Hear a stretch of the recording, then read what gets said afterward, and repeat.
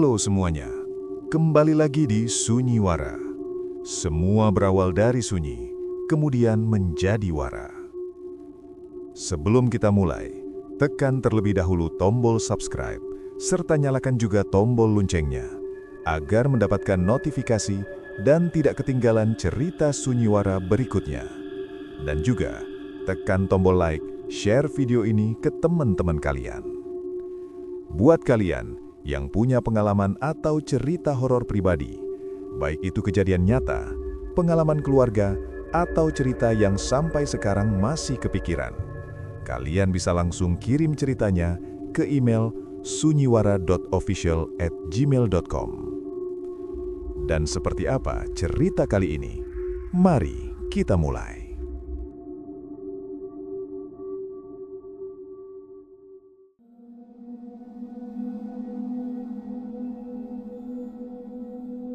Aku pindah ke rumah susun itu tanpa drama apapun, dan justru itulah yang terasa janggal belakangan ini. Tidak ada survei berlapis, tidak ada wawancara panjang, tidak ada pertanyaan yang biasanya diajukan kepada orang yang akan tinggal di bangunan tua dengan reputasi rawan. Aku hanya mengisi satu formulir fotokopian, menyerahkan KTP, dan seminggu kemudian kunci sudah ada di tanganku. Petugas administrasinya seorang perempuan paruhbaya dengan suara datar. Dia tidak pernah tersenyum, tapi juga tidak terlihat dingin. Lebih tepatnya, dia berbicara seperti seseorang yang sedang membacakan pengumuman lama berulang-ulang. Setiap kata keluar dengan intonasi yang sama, seolah maknanya sudah lama tidak penting. "Unit Anda di lantai 8, katanya. Aku mengangguk. Lantai 8 terdengar biasa. Tidak tinggi, tidak rendah. Ideal untuk seseorang yang ingin hidup tanpa terlalu banyak dilihat. Bangunan itu sendiri berwarna abu-abu kusam, catnya mengelupas di beberapa bagian. Lorong-lorongnya sempit, tapi bersih. Terlalu bersih bahkan. Tidak ada coretan, tidak ada poster iklan, tidak ada tanda-tanda keberadaan personal selain pintu-pintu yang tertutup rapat. Seperti gedung yang tidak ingin dikenali sebagai tempat tinggal manusia. Hari pertama, aku tidak bertemu siapapun. Hari kedua, aku bertemu tetangga sebelah. Seorang pria kurus, sekitar 50-an, mengenakan kaos putih polos dan celana kain. Dia mengangguk singkat saat aku lewat, lalu menutup pintunya pelan-pelan. Tidak ada sapaan, tidak ada basa-basi. Aku menganggapnya sebagai budaya kota. Orang tidak ingin tahu urusan orang lain. Lift menjadi hal pertama yang membuatku tidak nyaman. Panelnya menampilkan angka lantai dari 1 sampai 12. Tidak ada basement, tidak ada lantai servis. Semuanya tampak rapi. Tapi pada malam ketiga, saat aku pulang larut, lift berhenti lebih lama dari biasanya setelah melewati angka 7. Tidak ada bunyi bel, tidak ada pengumuman. Hanya jeda hening yang terlalu panjang. Aku melihat angka digital itu berkedip. Bukan 8, bukan 7. Kosong. Seperti layar mati, tapi lift masih bergerak. Pintu tidak terbuka. Beberapa detik kemudian, angka 8 menyala, dan lift melanjutkan perjalanan seolah tidak terjadi apa-apa. Aku berdiri diam cukup lama di dalam lift, mencoba mentertawakan diriku sendiri. Mungkin gangguan listrik, gedung tua memang sering begitu. Namun saat aku keluar, aku melihat sesuatu yang lebih mengganggu. Di lorong lantai 8, jumlah pintu terasa berbeda dari hari sebelumnya. Aku tidak menghitungnya tentu saja, tapi ada rasa tidak sinkron, seperti membaca kalimat yang terlalu panjang satu kata, tapi tidak tahu kata mana yang berlebih. Aku berhenti di depan unitku. Nomornya tercetak jelas, 8/17. Aku yakin saat pertama datang, angkanya 8/16. Aku membuka pintu dan masuk. Di dalam semuanya sama. Furniturku tidak berubah, barang-barangku masih di tempatnya. Tidak ada tanda-tanda orang lain masuk. Aku meyakinkan diriku bahwa aku hanya salah ingat.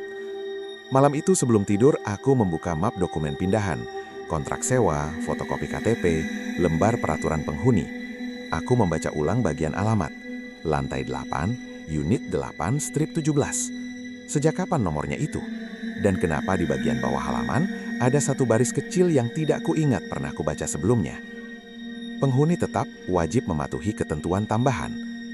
Aku tidak tahu apa itu penghuni tetap. Dan entah kenapa, saat membacanya, ada perasaan aneh yang muncul. seperti seseorang baru saja mencatat namaku di tempat yang tidak bisa kuhapus lagi. Beberapa hari setelah kejadian di lift, aku mulai memperhatikan hal-hal kecil yang sebelumnya kuanggap remeh. Bukan karena aku tiba-tiba jadi paranoid, tapi karena gedung ini seperti memaksaku untuk memperhatikan. Setiap detail terasa sedikit bergeser dari posisi seharusnya. Seperti foto lama yang dipasang miring 1 derajat, tidak cukup salah untuk diprotes, tapi cukup mengganggu untuk terus diingat. Aku mulai dengan tangga darurat. Tangga itu berada di ujung lorong. Pintu besinya selalu terkunci, tapi bisa dibuka dari dalam. Cat hijaunya pudar, dan ada bau lembab yang konsisten, seperti kain basah yang tidak pernah benar-benar kering. Aku turun sambil menghitung anak tangga, kebiasaan lama yang biasa kulakukan tanpa sadar. Dari lantai 8 ke 7, jumlahnya 32. Normal. 7 ke 6, 32 lagi. Namun saat aku turun dari 6 ke 5, hitunganku kacau. Aku sampai di pintu lantai 5 dengan hitungan 31. Aku berhenti, naik 1 anak tangga, lalu turun lagi. Tetap 31. Aku ulangi sekali lagi, lebih pelan, lebih sadar. Tetap tidak genap. Aku berdiri lama di sana. Telapak tanganku menyentuh dinding beton dingin. Tidak ada yang terlihat aneh. Tidak ada ruang tambahan. Tidak ada pintu tersembunyi. Tangga itu lurus, fungsional, dan sepenuhnya masuk akal. Masalahnya justru di situ. Lift kembali menunjukkan perilaku ganjil 2 malam kemudian. Kali ini aku bersama seorang perempuan muda yang membawa 2 kantong belanja. Kami berdiri berseberangan, tidak saling bicara. Saat lift melewati lantai 7, ia berhenti bersenandung. Aku melihat pantulan wajahnya di dinding logam. Alisnya berkerut. Lift melambat. Angka digital berkedip. Perempuan itu menoleh ke panel, lalu ke arahku. "Mas ini, lift kita berhenti ya?" Aku mengangguk pelan, tidak ingin terdengar berlebihan. Beberapa detik hening. Tidak ada guncangan, tidak ada suara mesin rusak. Lift hanya menunggu. Aku memberanikan diri bertanya, "Mbak, sering kejadian begini?" Dia membuka mulut, lalu menutupnya lagi, seperti sedang menyusun jawaban yang aman. "Kadang," katanya akhirnya, "biasanya kalau sudah lama tinggal." "Lama itu berapa?" Dia mengangkat bahu. "Relatif." Angka 8 akhirnya muncul dan pintu terbuka. Kami keluar bersamaan. Saat aku menoleh lagi, perempuan itu sudah berjalan menjauh, langkahnya cepat, seolah percakapan tadi tidak pernah terjadi. Malam itu, aku tidak langsung tidur. Aku duduk di ruang tamu, membuka laptop, dan mencari informasi tentang gedung ini. Hasilnya minim. Beberapa iklan sewa lama, 1 berita singkat tentang renovasi tertunda. Tidak ada catatan kriminal, tidak ada forum keluhan. Seolah gedung ini tidak cukup penting untuk diingat. Aku membuka kontrak sewaku lagi, membaca lebih teliti bagian definisi penghuni. Di sana ada istilah yang terlewat sebelumnya. Penghuni sementara, penghuni tetap. Tidak ada penjelasan rinci, hanya catatan tambahan. Status ditentukan oleh manajemen berdasarkan kepatuhan dan durasi. Kata kepatuhan membuat perutku mengeras. Keesokan harinya, aku mencoba bertanya pada petugas administrasi yang sama. Aku menyebut soal lift, soal tangga, soal istilah penghuni tetap. Dia mendengarkan dengan wajah datar, lalu mengetik sesuatu di komputernya. Gedung ini sudah lama, jadi memang ada beberapa penyesuaian. Penyesuaian apa? Yang perlu, jawabnya singkat. Aku menunjuk kontrak itu. "Ini maksudnya apa, Bu? Penghuni tetap." Dia menatapku pertama kalinya. Tatapannya bukan marah, bukan curiga, lebih seperti menilai. Belum tentu relevan untuk Anda, untuk sekarang. Ada jeda yang tidak nyaman. Lanjutannya mengantuk. Fokus saja beradaptasi. Biasanya kalau sudah terbiasa, pertanyaan seperti itu hilang sendiri. Aku keluar dari kantor itu dengan rasa dingin di punggungku. Di lorong, aku melewati papan denah gedung yang terpasang di dinding. Aku berhenti di depannya. Lantai ditampilkan dari 1 sampai 12. Rapi, simetris. Tapi entah kenapa, Jarak antara lantai 7 dan 8 di gambar itu terlihat lebih besar. Malam itu, aku kembali naik lift sendirian. Saat angka melewati 7, aku menahan nafas. Lift melambat. Layar berkedip. Kosong. Dan kali ini, aku bersumpah. Aku merasakan lantai berhenti. Bukan di 7, bukan di 8. Di sesuatu yang tidak diberi angka. Aku pertama kali melihat mereka di pagi hari, saat jam sibuk yang seharusnya ramai oleh suara pintu dibuka, langkah tergesa, dan percakapan singkat antar tetangga. Tapi pagi itu berbeda. Lorong lantai 8 sunyi, terlalu sunyi untuk jam setengah 7. Tidak ada suara televisi, tidak ada suara air dari kamar mandi unit lain, hanya dengung lampu neon yang samar. Aku keluar dengan niat sederhana, membeli kopi sebelum berangkat kerja. Di depan pintu unit 8, strip 19, seseorang berdiri diam. Seorang laki-laki, mungkin awal 40-an. Tubuhnya tegap tapi terlalu kurus di bagian wajah. Rambutnya disisir rapi, mengenakan kemeja putih lengan panjang yang sudah sedikit menguning di bagian kerah. Dia berdiri menghadap pintu, bukan seolah hendak masuk, tapi seperti sedang menunggu sesuatu dari dalam. Aku melambatkan langkah, tidak ingin mengagetkan. "Mas," panggilku pelan. Dia menoleh perlahan. Gerakannya terkontrol, hampir kaku. Matanya kosong. Bukan kosong karena linglung, tapi seperti seseorang yang terlalu lama menahan ekspresi. "Oh," katanya. Suaranya datar. "Maaf, saya tidak sadar ada orang." "Kunci ketinggalan?" tanyaku. Refleks. Dia menggeleng. "Tidak, saya tidak keluar." Aku bingung. "Tapi, Mas berdiri di luar?" "Iya," jawabnya. "Jam segini waktunya berdiri di lorong." Kalimat itu diucapkan tanpa ragu, seperti fakta sederhana, seperti mengatakan matahari terbit dari timur. Aku tertawa kecil, berharap ini hanya candaan pagi. "Maksudnya, aturan baru." Dia memiringkan kepala sedikit, lalu menggeleng lagi. "Bukan aturan tertulis, tapi semua penghuni tetap melakukannya." Kata itu lagi. "Penghuni tetap," ulangku. "Mas tinggal di sini berapa lama?" Dia berpikir sebentar, benar-benar berpikir. "Saya tidak ingat," katanya akhirnya. "Tapi saya sudah selesai pindah." Selesai pindah. Aku ingin bertanya lebih jauh, tapi pintu unit 8 strip 19 terbuka. Seorang perempuan keluar. Usianya sulit ditebak, antara 30 atau 50. Wajahnya datar, rambutnya diikat rendah. Dia menatap laki-laki itu tanpa ekspresi. "Waktunya masuk," katanya. Laki-laki itu mengangguk, lalu melangkah masuk tanpa pamit. Pintu ditutup perlahan. Aku berdiri sendirian di lorong dengan perasaan aneh, seperti baru saja menyaksikan adegan yang tidak seharusnya kulihat. Hari itu di kantor, aku sulit fokus. Kalimat selesai pindah terus terngiang. Apa artinya pindah kalau tidak pernah keluar gedung? Apa artinya tinggal kalau hidupnya hanya bergerak dalam lingkaran sempit? Aku pulang lebih awal, sengaja. Aku menunggu di lorong, duduk di kursi plastik dekat tangga darurat. Pukul 6 sore, beberapa pintu mulai terbuka. Orang-orang keluar tapi tidak seperti penghuni biasa. Tidak ada tas kerja, tidak ada sepatu yang dilepas dengan lelah. Mereka keluar dengan gerakan yang seragam, rapi, dan berdiri di titik-titik tertentu di lorong. Tidak saling bicara, tidak saling menatap. Aku menghitung, ada 6 orang. Salah satunya perempuan yang kulihat pagi tadi. Dia berdiri tepat di bawah lampu yang berkedip. Wajahnya terlihat pucat. Tangannya lurus di sisi tubuh, jari-jarinya sedikit bergetar. Aku memberanikan diri mendekat. "Permisi," kataku. "Maaf, ini kegiatan rutin ya?" Dia menoleh, matanya fokus, tapi tidak benar-benar melihat aku. "Ini bagian dari tinggal," katanya.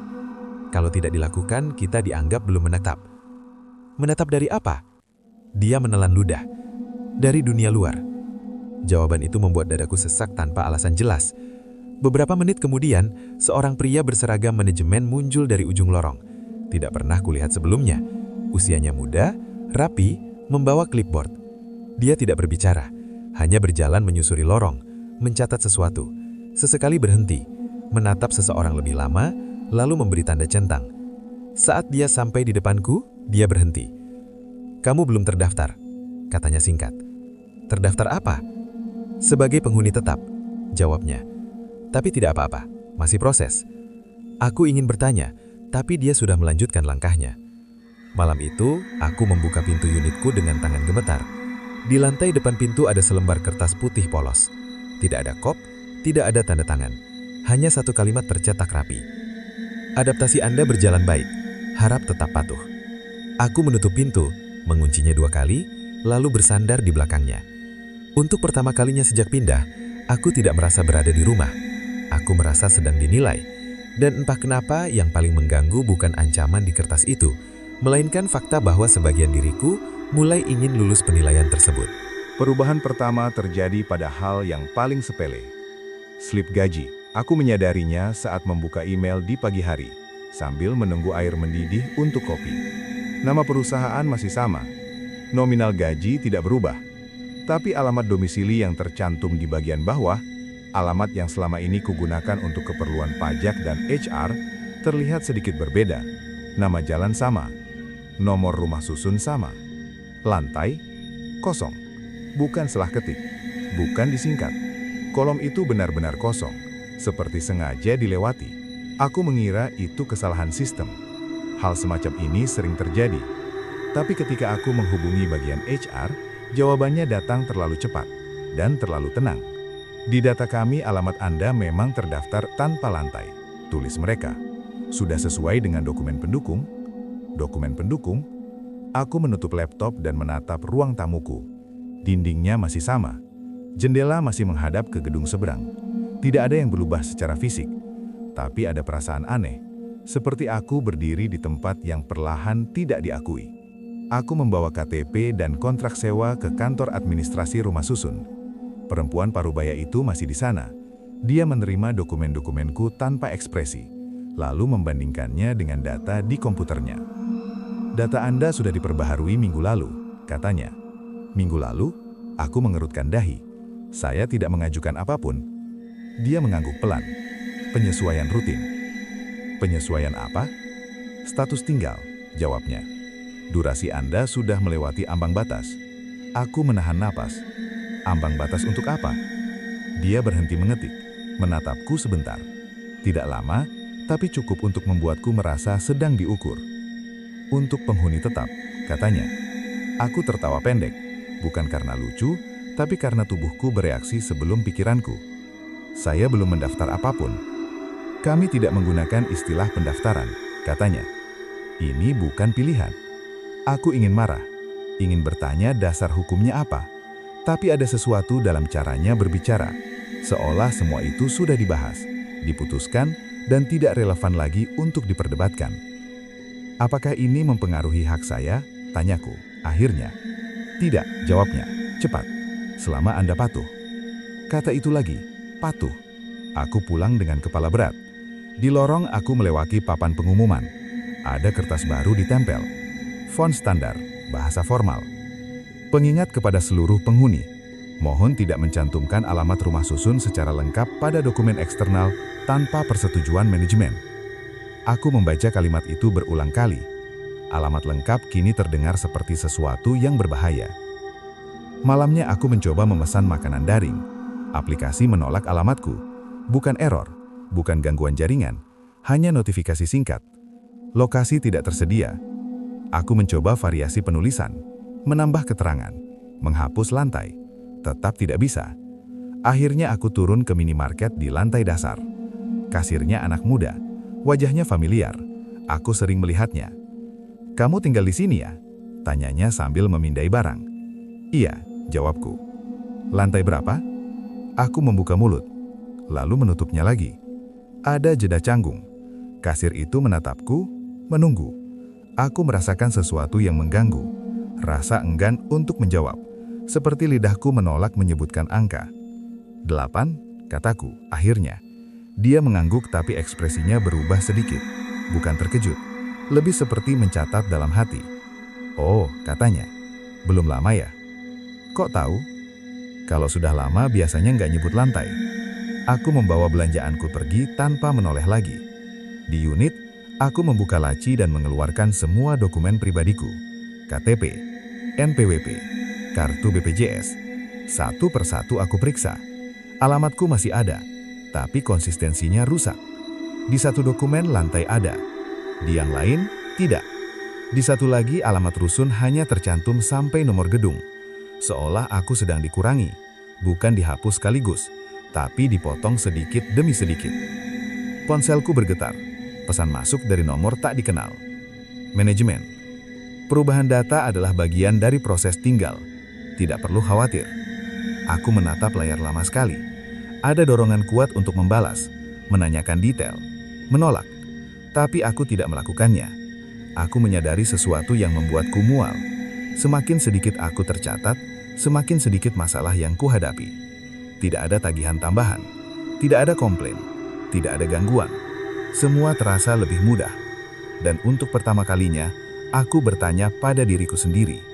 Bukan dengan takut, tapi dengan rasa bersalah. Apa yang sebenarnya akan hilang jika aku membiarkan mereka menghapusku sepenuhnya? Aku pertama kali melanggar aturan itu tanpa sadar. Pelanggarannya sepele. Aku menjemur pakaian terlalu lama. Di rumah susun ini, setiap unit memiliki balkon kecil yang menghadap ke halaman tengah. Sebagian besar penghuni jarang menggunakannya. Aku menjemur pakaian sejak pagi, lalu lupa mengangkatnya karena tertidur siang. Saat aku terbangun, matahari sudah condong ke barat. Aku keluar ke balkon dan berhenti. Semua balkon lain kosong. Tidak ada satu helai kain pun. Padahal aku yakin pagi tadi beberapa penghuni lain juga menjemur pakaian. Aku mengangkat jemuranku dengan perasaan aneh. Bukan bersalah, lebih seperti seseorang yang baru menyadari dirinya terlalu mencolok. Seolah aku telah berbicara terlalu keras di ruangan sunyi. Keesokan paginya, pintu unitku diketuk. 3 ketukan. Pelan, berirama. Aku membuka pintu dan mendapati 2 orang berdiri di lorong. Pria kurus dari unit 819 dan perempuan yang sering berdiri di bawah lampu berkedip. Mereka tidak membawa map, tidak berseragam, tidak terlihat mengancam. "Kami mau mengingatkan," kata perempuan itu. "Mengingatkan apa?" tanyaku. "Tentang kebiasaan. Di sini kebiasaan lebih penting daripada aturan tertulis." Pria itu menambahkan, menjemur pakaian sebaiknya tidak melewati jam 3 sore. Aku menatap mereka bergantian. "Itu tertulis di mana?" "Tidak tertulis," kata perempuan itu cepat. "Makanya kami datang." Aku ingin tertawa. Kalau tidak tertulis, kenapa harus diikuti? Mereka saling berpandangan. Ada jeda singkat, seolah mereka sedang memastikan jawabannya sama. "Supaya tidak menonjol," kata pria itu. "Menonjol dari apa?" tanyaku. "Dari proses," jawabnya. Aku menutup pintu dengan perasaan campur aduk. Tidak marah, tidak takut. Lebih seperti seseorang yang baru diberitahu cara berdiri yang benar di sebuah ruangan asing. Sejak hari itu aku mulai memperhatikan hal-hal kecil lain. Penghuni tidak membuang sampah sebelum jam tertentu. Tidak ada yang menyapa terlalu lama. Pintu unit jarang dibuka bersamaan. Semua bergerak dengan ritme yang tidak pernah dibicarakan, tapi dipatuhi. Suatu malam aku melihat seorang penghuni, laki-laki muda, mungkin baru pindah, berbicara terlalu keras di telepon di lorong. Dia tertawa, suaranya bergema. Tidak sampai 5 menit, 3 pintu terbuka. Bukan bersamaan, tapi berurutan. Orang-orang keluar dan berdiri di jarak tertentu darinya. Tidak ada yang berbicara, mereka hanya berdiri. Laki-laki itu perlahan berhenti tertawa. Suaranya merendah. Dia menoleh ke sekeliling, bingung. Salah satu dari mereka, bukan petugas, bukan manajemen, berkata pelan, "Kamu masih baru." Nada suaranya tidak mengancam, lebih seperti nasihat. Keesokan harinya, laki-laki itu tidak terlihat lagi. Aku bertanya pada kasir minimarket. "Oh, dia," katanya. "Belum cocok tinggal di sini." "Pindah?" tanyaku. Kasir itu mengangkat bahu. "Kurang patuh." Aku pulang dengan perut kosong. Malam itu aku mendapat pesan lagi dari nomor manajemen. "Manajemen, terima kasih atas penyesuaian Anda. Kepatuhan Anda tercatat baik." Aku membaca pesan itu berkali-kali. Kata tercatat seharusnya membuatku lega. Aku masih ada di sistem. Tapi yang kurasakan justru sebaliknya. seolah setiap kepatuhan mengikis sesuatu yang tidak bisa dikembalikan. Aku berdiri di depan cermin kamar mandi dan menatap wajahku sendiri. Tidak ada yang berubah, tapi aku merasa lebih rata, lebih sulit dikenali. Aku menyadari satu hal yang membuatku ngeri. Aku mulai tahu aturan-aturan itu tanpa diberitahu. Aku mulai menegur diriku sendiri sebelum orang lain melakukannya. Aku mulai menyesuaikan perilaku bukan karena takut dihukum, tapi karena ingin dianggap layak tinggal. Malam itu saat aku mematikan lampu di gelap, aku bertanya, kalau semua ini tidak tertulis, tidak dipaksakan, dan tidak pernah benar-benar diucapkan, kapan tepatnya aku berhenti punya pilihan? Aku tahu proses itu sudah dimulai jauh sebelum aku menyadarinya. Tandanya bukan pengumuman, bukan surat resmi, melainkan perubahan kecil pada cara orang memandangku. Tatapan yang sedikit lebih lama, jeda sebelum menjawab, senyum yang tertahan, seperti seseorang sedang menimbang apakah aku pantas menerima keramahan. Aku merasakannya pertama kali di lorong. Perempuan dari bawah lampu berkedip, yang dulu hanya berdiri diam, kini sesekali menyapaku. Bukan dengan nama, tidak pernah dengan nama, hanya anggukan kecil dan kalimat pendek. "Kamu cepat menyesuaikan," katanya suatu sore. "Menyesuaikan dengan apa?" tanyaku. Dia tersenyum tipis. "Dengan tinggal." Aku tidak membalas. Di sini, membalas terlalu banyak dianggap tidak perlu. Sejak hari itu, aku mulai diikutkan. Bukan diundang, itu kata yang terlalu aktif. Lebih tepatnya, aku tidak dikeluarkan dari kegiatan yang sudah berlangsung. Seperti berdiri di lingkaran yang sejak awal terbentuk, lalu menyadari lingkaran itu sedikit melebar agar aku muat di dalamnya. Salah satunya adalah kegiatan malam hari. Setiap pukul 9, sebagian penghuni keluar dari unit masing-masing dan berdiri di lorong. Tidak selalu orang yang sama, tidak selalu di titik yang sama, tapi jumlahnya konsisten. Mereka tidak berbicara, tidak menggunakan ponsel. Hanya berdiri selama 10-15 menit, lalu masuk kembali. Aku pernah bertanya, kesalahan yang nyaris kulakukan 2 kali. "Kalau ikut, berdiri saja," kata pria kurus dari 819 suatu malam. Tidak perlu tahu kenapa. "Kalau tidak ikut?" tanyaku. Dia memandangku, lama, bukan menilai, lebih seperti mengingat. "Berarti belum siap," katanya. Aku ikut berdiri malam itu, di ujung lorong, dekat tangga darurat. Lampu berkedip, mengeluarkan suara dengung rendah. Aku berdiri dengan tangan di samping tugu, meniru postur orang lain. 10 menit pertama terasa canggung, 5 menit berikutnya terasa wajar. Itu yang menakutkan. Tidak ada rasa lega saat selesai, tidak ada kepuasan, hanya perasaan bahwa aku telah melakukan sesuatu dengan benar, tanpa tahu apa dan untuk siapa. Keesokan harinya, perubahan lain terjadi. Namaku tidak lagi dipanggil di minimarket, kasir hanya mengangguk dan menyebut nominal.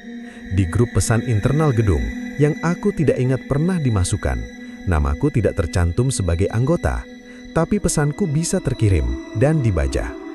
Seolah keberadaanku bersifat opsional, terlihat jika perlu, diabaikan jika tidak.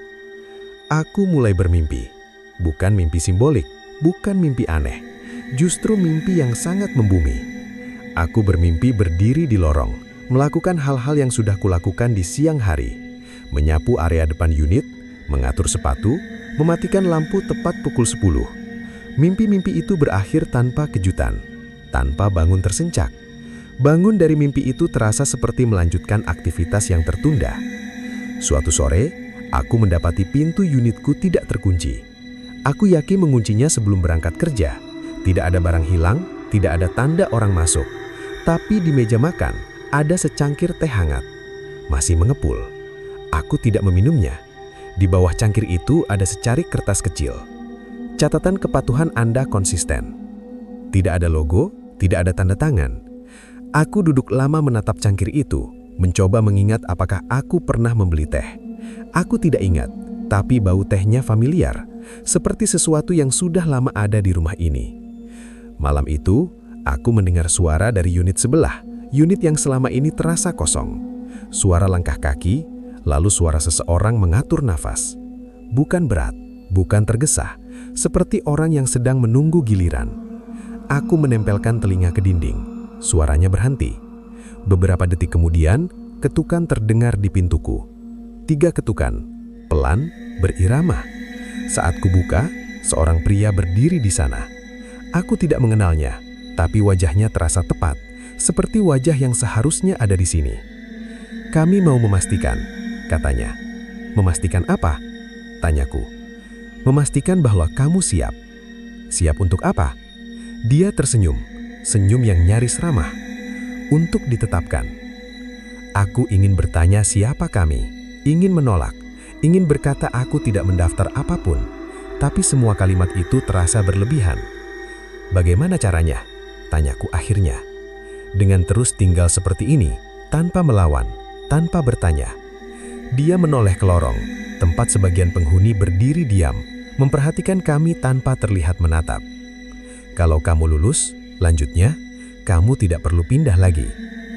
Aku menutup pintu perlahan, duduk di lantai, punggung bersandar ke kayu. Di dadaku ada perasaan campur aduk, takut, muak, dan sesuatu yang paling memalukan, keinginan untuk diterima. Dan saat aku menyadari itu, aku tahu proses penetapan tidak membutuhkan persetujuanku. Ia hanya membutuhkan waktuku, kepatuhanku, dan kesediaanku untuk tidak pergi. Aku tidak menemukan lantai itu. Ia tidak tersembunyi, tidak juga dikunci. Ia hanya tidak disebut. Kesadaranku tentang lantai itu datang lewat kebiasaan yang terlewat. Lift berhenti lebih sering, bukan lama, hanya sepersekian detik lebih panjang dari biasanya. Cukup lama untuk membuat tubuh menegang, tapi cukup singkat untuk diabaikan sebagai gangguan teknis. Suatu malam aku pulang lebih larut dari biasanya, hampir pukul 11. Lorong lantai 8 kosong. Tidak ada kegiatan berdiri, tidak ada sapaan singkat. Seperti gedung menganggap jam itu bukan lagi wilayah sosial. Aku masuk ke lift sendirian. Pintu menutup. Panel angka menyala satu persatu saat lift turun. Aku menekan lantai 8. Refleks, meski aku sudah berada di sana. Aku ingin melihat apakah ada yang berbeda. Lift bergerak turun. Lalu berhenti. Tidak ada bunyi. Tidak ada getaran. Layar digital berkedip, lalu mati. Bukan gelap total, lebih seperti warna abu-abu pucat. Seperti layar yang menampilkan sesuatu tapi menolak dibaca. Aku menahan napas. Jantungku berdetak pelan, teratur. Anehnya tidak ada panik. Tidak ada keinginan menekan tombol darurat. Pintu lift terbuka. Lorong di depanku identik dengan lantai-lantai lain. Dinding cat abu-abu, lampu neon putih, lantai keramik kusam. Tidak ada tanda peringatan, tidak ada angka lantai, tidak ada papan nama. Tapi ada perbedaan kecil yang langsung kurasakan. Lorong ini tidak menunggu siapapun. Udara di sini tidak terasa seperti udara yang dilewati orang. Tidak ada sisa parfum, tidak ada bau masakan, tidak ada suara televisi dari balik pintu. Semua terasa selesai. Beberapa pintu terbuka, bukan banyak, cukup untuk menunjukkan bahwa tempat ini digunakan. Aku melangkah keluar dari lift. Langkah kakiku tidak bergema. Di ujung lorong, aku melihat seorang perempuan berdiri membelakangiku.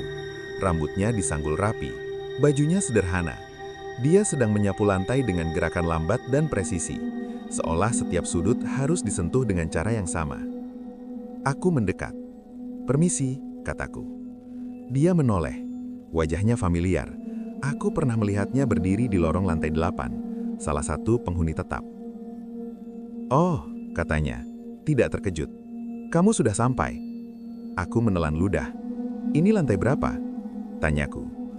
Dia tersenyum kecil, bukan ramah, lebih seperti pengakuan. "Ini bukan lantai," katanya. "Ini status." Aku ingin tertawa, ingin menyangkal, tapi semua terasa terlalu konsisten untuk dianggap omong kosong. "Kalian tinggal di sini?" tanyaku. "Kami tidak tinggal. Kami menetap." Dia melanjutkan menyapu lantai seolah percakapan itu sudah cukup. Aku berjalan menyusuri lorong. beberapa pintu terbuka. Di dalamnya, aku melihat ruangan-ruangan yang terlalu rapi. Tidak personal, tidak ada foto keluarga, tidak ada hiasan. Hanya perabot fungsional, tempat tidur, meja, lemari. Di salah satu ruangan, seorang pria duduk di kursi menghadap dinding. Dia tidak bergerak, matanya terbuka. Seperti sedang menunggu perintah yang tidak pernah datang. "Kami tidak dikurung," kata suara di belakangku. Aku menoleh, pria yang menemuiku di depan pintu beberapa hari lalu berdiri di sana. "Kami memilih tinggal karena di luar kami terlalu terlihat," katanya. "Terlihat oleh siapa?" tanyaku. "Dicatat, ditanya, diminta menjelaskan diri." Dia menatapku dengan serius.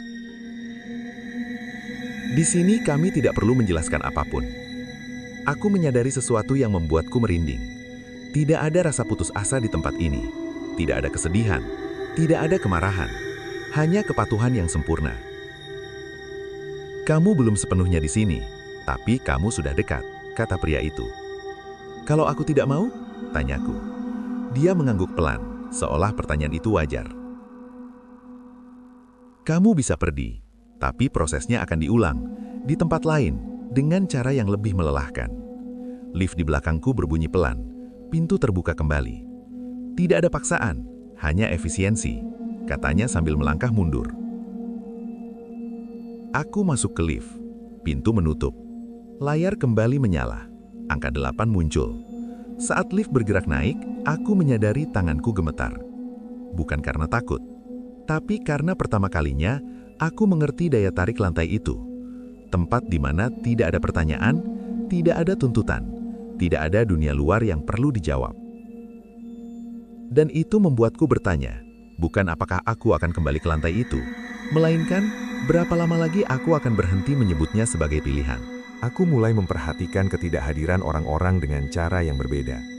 Bukan lagi dengan bertanya kemana mereka pergi, tapi dengan mengamati bagaimana mereka menghilang. Ada perbedaan halus antara seseorang yang pindah dan seseorang yang berhenti diakui. Di rumah susun ini, perbedaannya bukan soal koper atau pengumuman, melainkan soal ingatan kolektif, bagaimana orang-orang berhenti menyebut satu nama tanpa sadar. Laki-laki muda yang dulu berbicara keras di lorong tidak pernah muncul lagi. Tidak ada unit kosong yang diumumkan. Tidak ada petugas yang mengganti kunci. Sepatunya, yang dulu sering ditaruh sembarangan, tidak pernah ada. Seolah benda-benda itu ikut mematuhi aturan yang sama.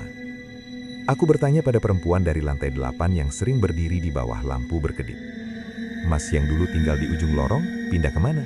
tanyaku. Dia menatapku lama, seperti mencoba menemukan referensi. "Oh," katanya akhirnya. "Yang itu." "Yang itu?" "Belum menetap," katanya, nada suaranya netral. "Jadi tidak bisa bertahan." "Dia pindah," aku memaksa. Dia menggeleng pelan. "Dia dipindahkan." Kata itu terdengar administratif, bersih, tidak mengandung emosi. "Kemana?" tanyaku. Dia tersenyum kecil. "Masih di sini." Aku menunggu penjelasannya. Tidak datang. Beberapa hari kemudian aku melihatnya. Bukan secara langsung, tidak seperti pertemuan biasa. Aku sedang turun ke lantai dasar lewat tangga darurat, mencoba menghindari lift. Di antara lantai 5 dan 4, aku mendengar suara gesekan, seperti kain diseret pelan. Aku menoleh dan melihat seseorang membersihkan dinding tangga dengan spons basah. Gerakannya berulang, tanpa tergesa, seperti sedang menghapus noda yang tidak terlihat. Wajahnya menunduk, rambutnya lebih pendek dari terakhir kali kulihat. Pakaiannya polos, tanpa warna mencolok. Aku mengenal bahunya, posturnya, cara dia berdiri. "Mas," panggilku, ragu. Dia berhenti, tidak menoleh. "Mas," ulangku. "Kamu tinggal di sini kan?" Dia akhirnya menoleh. Matanya kosong, tapi bukan kosong seperti orang bingung. Lebih seperti orang yang telah diberi batasan tentang apa yang boleh dikenali. "Oh," katanya, "saya bertugas di sini." "Bertugas apa?" "Menjaga agar tidak ada yang tersisa," jawabnya. Aku menelan ludah. "Kamu sebelumnya tinggal di lantai 8?"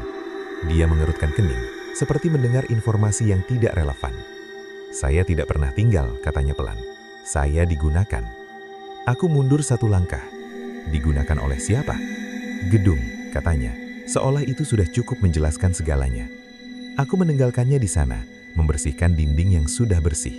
Di kepalaku, satu pemahaman baru terbentuk, perlahan, menyakitkan. Orang-orang yang tidak patuh tidak dikeluarkan. Mereka dialihkan dari penghuni menjadi fungsi. Aku melihat lebih banyak bukti setelah itu. Perempuan yang dulu sering membawa belanja besar kini mengatur gudang. Pria tua yang jarang bicara kini menjaga pintu belakang. Mereka semua ada, bergerak, bekerja, tapi tidak lagi dianggap sebagai warga. Tidak ada yang menyebut mereka dengan nama. Tidak ada yang bertanya tentang hidup mereka sebelumnya. Aku bertanya pada pria kurus dari 819 yang kini sering mengawasiku dengan tatapan tenang. Kalau aku gagal, aku akan dipindahkan juga. Dia mengangguk. Semua orang punya tempat. Dan kalau aku lulus, dia tersenyum. Kamu tidak perlu punya tempat lain. Jawaban itu seharusnya melegakan, tapi yang aku rasakan justru rasa sesak. Seolah pilihan-pilihanku sedang disederhanakan menjadi dua, dan keduanya sama-sama menghapus sesuatu yang penting. Malam itu, aku turun lagi ke lantai yang tidak tercatat. Aku berdiri di lorong tanpa angka, mengamati penghuni tetap yang menjalani rutinitas tanpa keluhan. Mereka tidak tampak tersiksa, mereka tampak selesai. Seorang perempuan menatapku. Kamu gelisah, katanya. Apa bedanya kalian dengan mereka yang dipindahkan? Aku tanya. Dia berpikir sebentar. Kami memilih. Memilih apa? Untuk tidak lagi menjadi masalah, jawabnya. Aku terdiam. Saat kembali ke unitku, aku menemukan pintuku terbuka sedikit. Di dalam, tidak ada yang berubah. Tapi di meja makan ada map coklat tipis. Di dalamnya, satu lembar kertas. Hasil penilaian sementara.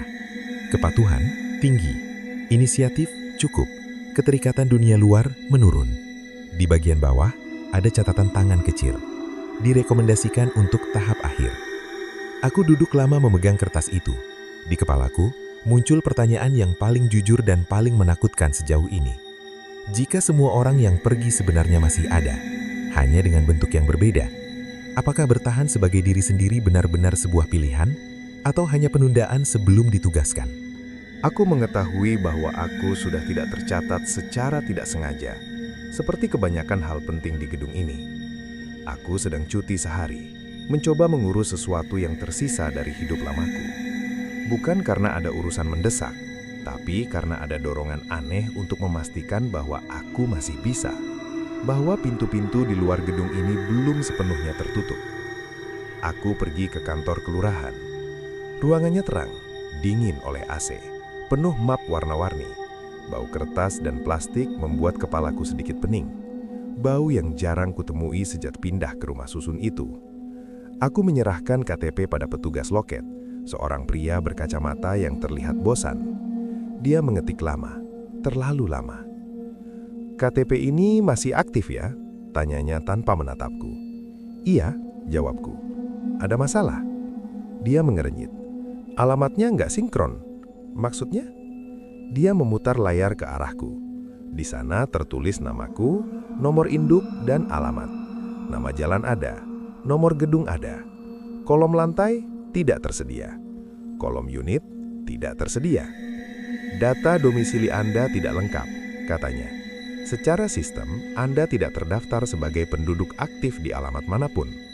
Aku tertawa kecil refleks. "Tapi saya tinggal di situ." "Secara fisik mungkin," katanya, masih dengan nada netral.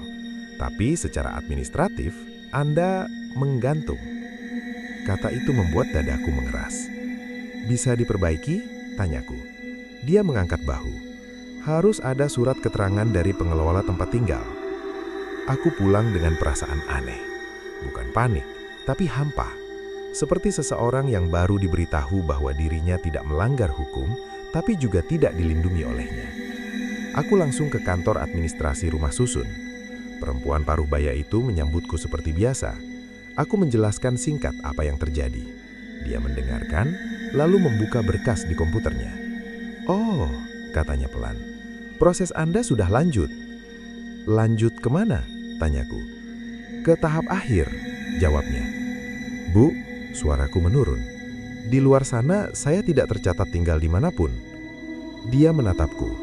Kali ini lebih lama dari biasanya. "Justru itu tandanya proses berjalan baik," katanya. "Anda sudah tidak terbebani oleh status lama." Status lama itu hidup saya, kataku. Dia tersenyum tipis. Hidup Anda sekarang ada di sini. Aku ingin berteriak, ingin berkata bahwa ini tidak sah, tidak manusiawi. Tapi semua itu terdengar emosional, dan emosi aku sudah belajar bukan alat yang berguna di gedung ini. Aku pulang dan mencoba masuk ke aplikasi-aplikasi yang dulu biasa kugunakan.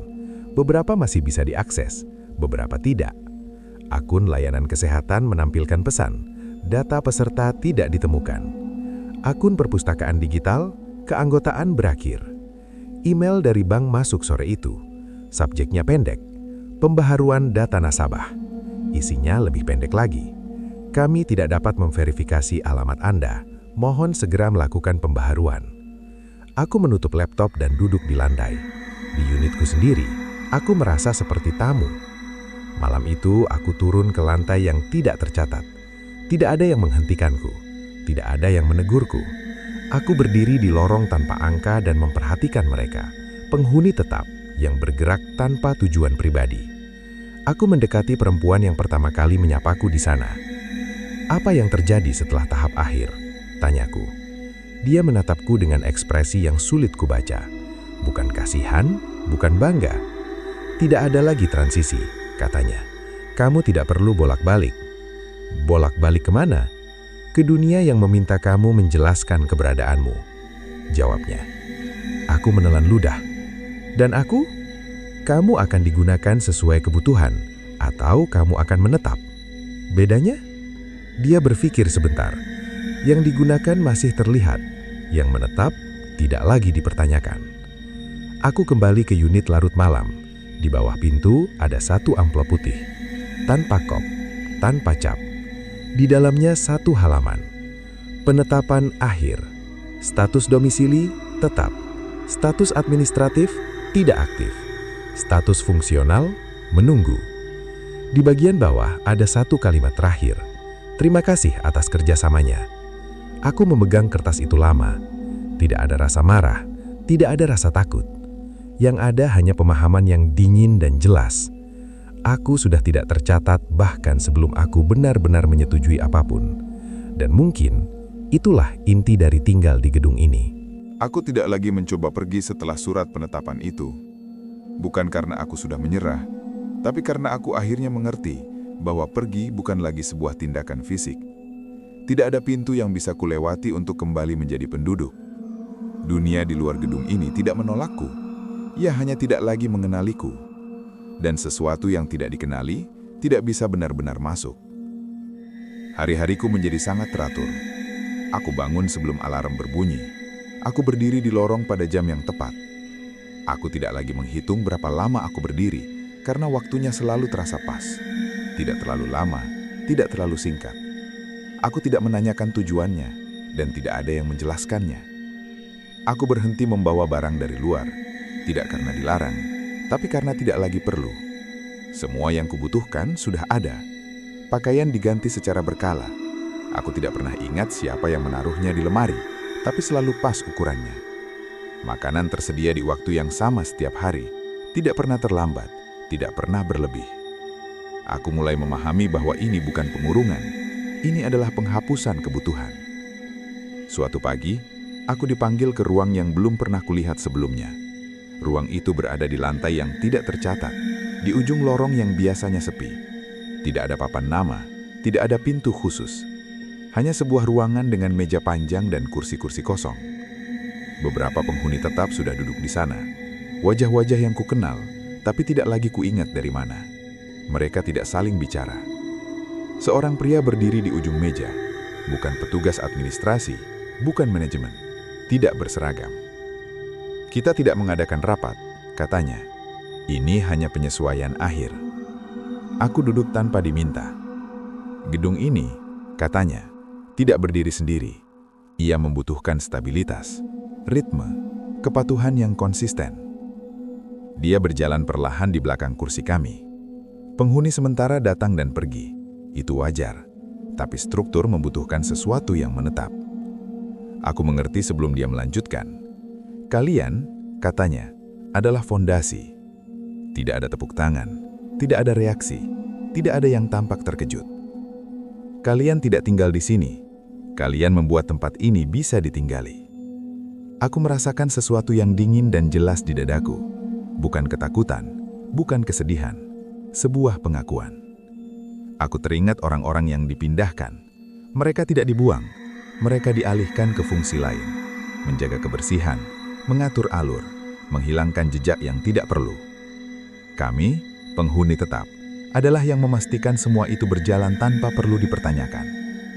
Setelah pertemuan itu, aku tidak kembali ke unitku. Aku tidak perlu.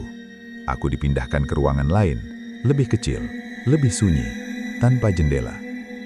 Di sana, aku berdiri, duduk, mengamati, menjadi referensi diam bagi ritme gedung. Aku berhenti memikirkan namaku. Tidak ada gunanya, tidak ada yang memanggil. Aku berhenti menghitung hari. Gedung tidak bekerja dengan kalender. Suatu waktu, aku tidak tahu kapan, aku melihat seseorang baru masuk. Wajahnya lelah, tatapannya gelisah. Dia berdiri di lorong memegang kunci unit, menatap sekitar dengan rasa asing yang dulu sangat kukenal. Dia melihatku. Aku berdiri di bawah lampu neon, seperti yang dulu kulakukan pertama kali. Dia ragu-ragu mendekat. "Mas, ini lantai 8 ya?" Aku membuka mulut. Kalimat yang keluar terasa alami, terlatih, benar. "Iya," kataku. "Kamu cepat beradaptasi nanti." Dia tersenyum kecil, lega. Aku mengangguk, tidak lebih. Saat dia pergi, aku menyadari sesuatu yang membuatku berhenti sejenak. Bukan karena terkejut, tapi karena akhirnya lengkap. Gedung ini tidak menculik siapapun, tidak mengurung, tidak memaksa. Ia hanya menyediakan sistem yang membuat orang berhenti bertanya dan perlahan berhenti dibutuhkan oleh dunia lain. Aku berdiri kembali di posisiku. Lampu menyala stabil, lorong sunyi, ritme berjalan. Dan untuk pertama kalinya sejak aku pindah ke sini, tidak ada lagi yang perlu kuingat tentang hidup di luar gedung ini. Karena sekarang, akulah salah satu alasan mengapa gedung ini tetap berdiri.